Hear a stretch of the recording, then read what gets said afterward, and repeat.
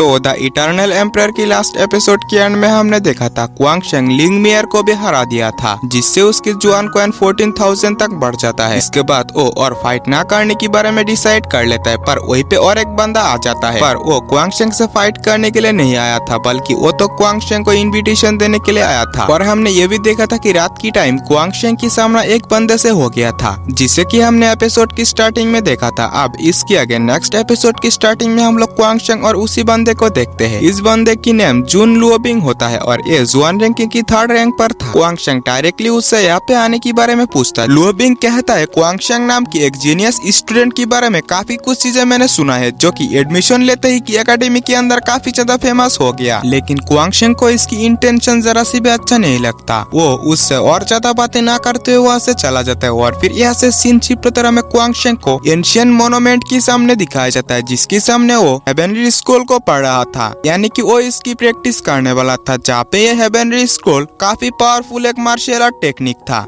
इस टेक्निक को एक पावरफुल फुल स्काई मास्टर ने क्रिएट किया था और इसकी power pure young martial art की तरह है। और फिर कुछ देर बाद ही वो इस टेक्निक को सीखने में लग जाता है, जहाँ पे उसे यह सीखते हुए काफी ज्यादा प्रॉब्लम का सामना करना पड़ रहा था। थोड़ी देर में हम लोग उसकी सिर के ऊपर किसी एनर्जी बॉल को क्रिएट होते हुए देखते हैं और फिर वो एनर्जी बॉल यानी कि एनर्जी की फ्लो में उसकी बॉडी के अंदर जाने लगता है, जहाँ पे इस प्रोसेस में उसे बहुत ही ज्यादा पेन हो रहा था। और फिर ये पेन इस हद तक बढ़ जाता है कि ये उसकी लिमिट तक पहुंच भी जाता है। लेकिन थोड़ी देर में वो इसे कंट्रोल करने में कामयाब हो गया था, यानी कि वो इस टेक्निक को प्रैक्टिस करने में कामयाब हो गया था। और फिर वो कहता है ये टेक्निक सीलिंग एकेडमी की एक हाई लेवल की मार्शल आर्ट टेक्निक कहलाने के लायक है। और फिर उसे महसूस होता है कि उसकी ओर कोई आ रहा है। और फिर हम लोग बाहर में एक बंदे को देखते हैं, जो कि काफी तेजी से क्वांग शेंग की ओर ही आ रहा था और वो तुरंत ही किंग के ऊपर हमला भी कर देता है। पर वहीं पे किंग को बचाने के लिए क्वांग शेंग आ गया था। क्वांग शेंग उस बंदे से पूछता है कि तुम कौन हो, पर वो बंदा कोई जवाब ना देते हुए क्वांग शेंग के ऊपर अपनी एक पावरफुल टेक्निक से हमला कर देता है। ये देखकर तो क्वांग शेंग भी अपनी टेक्निक थंडर पगोड़ा का इस्तेमाल करते हुए उसकी टेक्निक को काफी आसानी से खत्म भी कर दिया था। ये बंदा और कोई नहीं जुआन रैंकिंग की नंबर 20 कुई शान था।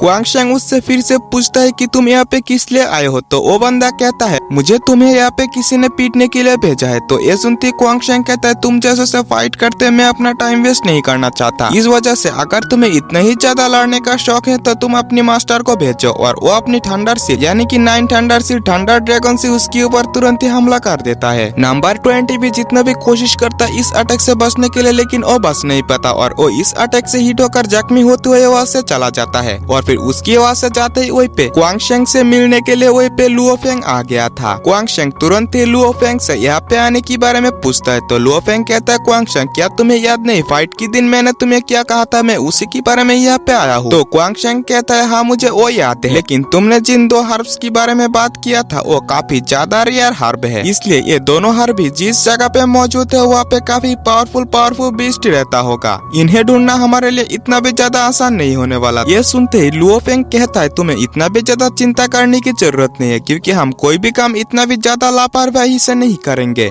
मैंने उसके लिए हर चीज के बारे में बारीकी से सोच रखा है। और फिर उसके पीछे मुड़ते उन लोगों के पीछे और 2 मेंबर्स आ जाता है, जो कि इनमें से एक था जुआन रैंकिंग की नंबर 10 जिसकी नाम बाइलैंग होता है, और दूसरा पर्सन के बारे में हमें कुछ ज्यादा खास नहीं बताया गया। इसके नाम फिलहाल के लिए हमें मैट बताया गया है और एक पील रिफाइनर भी है। क्वांग शेंग को देखते ही बाइलैंग कहते हैं हमें आसपास भी अच्छे से ध्यान देना चाहिए, वरना एक छोटी सी चीज भी हमारे मिशन को कमजोर कर सकता है। ये सुनते ही क्वांग शेंग भी समझ चुका था कि वो क्या कहना चाहता है और वो कहता है मैं कैसे साबित कर सकता हूँ कि मैं आप लोगों के मिशन को कमजोर नहीं करूंगा। तो ये सुनते ही बाइलैंग कहता है अगर तुम मुझसे फाइट करते हुए मेरी अटैक को डिफीट करते हुए मुझे एक कदम भी पीछे कर पाते हो तो तुम हमारे साथ जा सकते हो, वरना तुम पीछे मुड़ सकते हो। ये सुनकर तो क्वांग शेंग भी उसकी बातों को एक्सेप्ट कर लिया था और वो फाइट के लिए आगे बढ़ने लगता है। तो बाइलैंग भी तुरंत ही अपनी पावर्स को एक्टिवेट करते हुए अपनी किसी पावरफुल टेक्निक से क्वांग शेंग के ऊपर हमला करता है। क्वांग शेंग भी अपनी 9 थंडर सील की 8 सील थंडर ड्रैगन को एक्टिवेट कर लिया था और वो बाइलैंग की अटैक के ऊपर ए अटैक कर देता है, जिससे क्वांग शेंग भी उसकी अटैक को काफी आसानी से झेल लिया था। तो ये देखते ही बाइलैंग कहता है तुम इसमें कामयाब रहे, तुम हमारे साथ जा सकते हो। कुछ टाइम तक बात करने के बाद उन लोगों के अंदर भाईचारा वाली फीलिंग आ जाता है और फिर लुओ फेंग कहता है अब हमें यहाँ से चलना चाहिए और वो तुरंत ही एक बांसुरी को बजाता है, जिसकी वजह से वहीं पे एक किंगलिंग ईगल आ जाता है। इसे देखकर तो क्वांग शेंग भी थोड़ा बहुत सरप्राइज हो गया था और फिर वो सभी एक साथ उस ईगल के ऊपर बैठ के अपनी मिशन के लिए निकल पड़ता है। और फिर यहाँ से सीन शिफ्ट होता है, हमें लुओबिंग और नंबर 20 को दिखाया जाता है, जहाँ पे लुओबिंग नंबर 20 से कहता है तुम तो एकदम से बेकार हो क्योंकि तुमने एक नई स्टूडेंट को हरा नहीं पाया। नंबर 20 कहता है मास्टर इसके लिए मुझे माफ कर देना, पर क्वांग शेंग की सामना करना इतना भी ज्यादा आसान नहीं है। उसके पास कई सारे पावरफुल टेक्निक्स मौजूद है और तो और उसकी कल्टीवेशन भी बहुत ही ज्यादा अजीब है क्योंकि पिछली बार की फाइट से अब तो और भी ज्यादा पावरफुल हो चुका है। ये सुनकर लुओबिंग कहता है लगता है उससे मुझे ही निपटना होगा और फिर ऐसे सीन शिफ्ट होता है और हमें फिर से क्वांग शेंग की टीम को दिखाया जाता है, जहाँ पे क्वांग शेंग पूछता है आखिरकार हम लोग जा कहाँ रहे हैं। बाइलैंग कहते हैं हम ब्लैक ड्रैगन रियलम के अंदर जा रहे हैं, ये जगह काफी खतरनाक भी है, यहाँ पे कई सारे अलग अलग लोग रहते हैं, लेकिन यहाँ पे कुछ लोग ऐसे भी है जो कि काफी ज्यादा पावरफुल होते हैं। पर लुओफेंग कहता है ये जगह काफी अच्छी भी है क्योंकि यहाँ पे ऐसी भी ट्रेजर्स मिलता है जो कि सीलिंग एकेडमी के अंदर मिलना भी मुश्किल है। तो क्वांग शेंग सोचता है ऐसा भी हो सकता है कि वहाँ पे मुझे ल्यूर की बीमारी की इलाज के लिए वहाँ पे हर्ब मिल जाए, वहाँ पे मुझे blue fire glass glazed flower भी मिल सकता है। और फिर वो सभी कुछ टाइम के अंदर अपनी लोकेशन पर भी पहुंच जाता है, जहाँ पे पहुंचते ही उनके ऊपर एक एनर्जी अटैक आता है, पर वे सभी ने इसे डॉज कर लिया था। बाइलैंग कहता है ये सभी चीजें यहाँ पे नॉर्मल है, पर लुओफेंग कहता है क्या पता यही सभी चीजें हमारे लिए खतरा बन जाए। उसके ऐसा कहते कुछ वॉरियर्स तुरंत ही उन लोगों को चारों तरफ से घेर लेता है। उन सभी वॉरियर्स का लीडर जो कि एक मोटू था वो उन सभी को देखकर कहने लगता है मैंने कभी नहीं सोचा था कि यहाँ पे आते ही इन सब से मेरा सामना हो जाएगा, आज तो शायद से मुझे काफी ज्यादा फायदा होने वाला है। और वो क्वांग शेंग की टीम से कहता है तुम्हारे पास जो भी चीजें वो हमें दे दो, क्या पता इससे मैं तुम लोगों को जान से ना मारूं। ये सुनकर तो क्वांग शेंग भी मोटू के सामने आते हुए काफी इज्जत देते हुए उससे पूछने लगता है क्या मैं तुमसे एक बात पूछ सकता हूँ, माउंट राइनो हॉर्न किस जगह पे है, क्या तुम मुझे यहाँ की रास्ता दिखा सकते हो। ये सुनकर तो मोटू हंसते हुए कहता है अबे लड़के पागल वगल हो चुका है क्या, मैंने कभी नहीं सोचा था कि ब्लैक ड्रैगन रियलम के अंदर तेरी जैसे बंदे में मौजूद होंगे। और वो अपनी वजह से तुरंत ही उन लोगों को लूटने के लिए कहता है। उनके ऐसा कहते क्वांग शेंग तुरंत अपनी एनर्जी से ही उन सभी को धो डालता है। ये देखकर तो मोटू की पूरी तरीके से पैंट गीली हो गई थी। क्वांग शेंग मोटू से पूछता है क्या आप तो मुझे माउंट राइनो हॉर्न की रास्ता दिखा सकते हो। ये सुनकर तो मोटू भी डरते हुए इसके लिए एग्री हो गया था और वो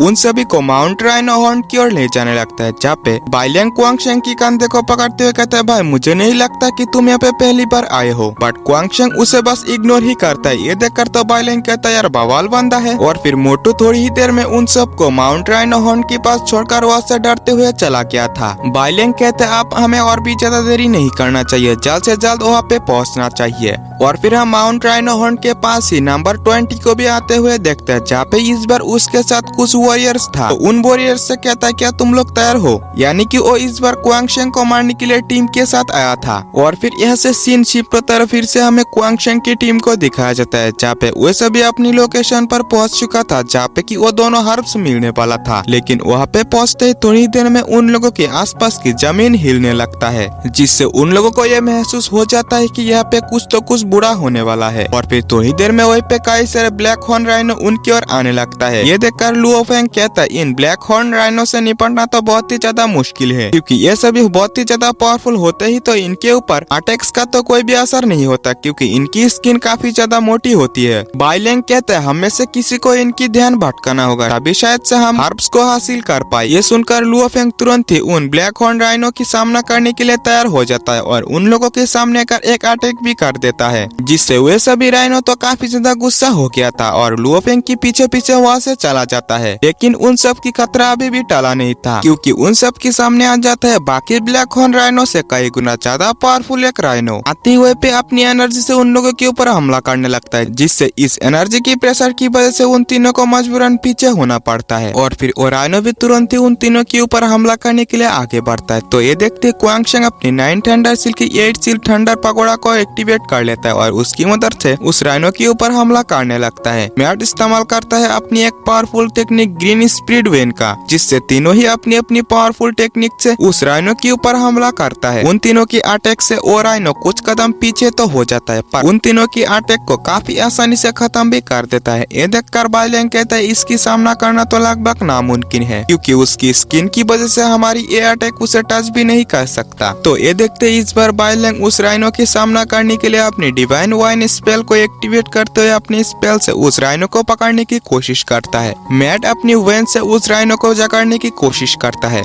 जिसमें वो दोनों कामयाब भी हो गया था और राइनो उनकी अटैक से छूट नहीं पा रहा था। ये देखते क्वांग शेंग अपनी 9 थंडर सील की 8 सील थंडर ड्रैगन को एक्टिवेट कर लेता है। इस बार की थंडर ड्रैगन काफी ज्यादा पावरफुल दिखाई दे रहा था और क्वांग शेंग इस अटैक को उस राइनो के ऊपर भी कर देता है, पर कुछ टाइम तक वो राइनो इस अटैक को होल्ड करके तो रखता है, लेकिन कुछ टाइम बाद क्वांग शेंग की अटैक ही डिफीट हो गया था। इसके बाद वो राइनो bai Lang और मैट की अटैक को भी डिफीट कर देता है और इसी के साथ ये एपिसोड यहीं पे एंड होता है। अगर आप लोग एक्साइटेड हो कि नेक्स्ट एपिसोड के अंदर क्या होने वाला है तो चैनल को सब्सक्राइब करके वीडियो को एक लाइक जरूर से कर देना और वीडियो अच्छा लगा तो दोस्तों से शेयर जरूर से करना, जिससे मोटिवेशन मिलता है कि मैं आप लोगों के लिए एपिसोड को और भी जल्दी एक्सप्लेन कर पाऊँ। मिलते हैं नेक्स्ट वीडियो में, बाय बाय।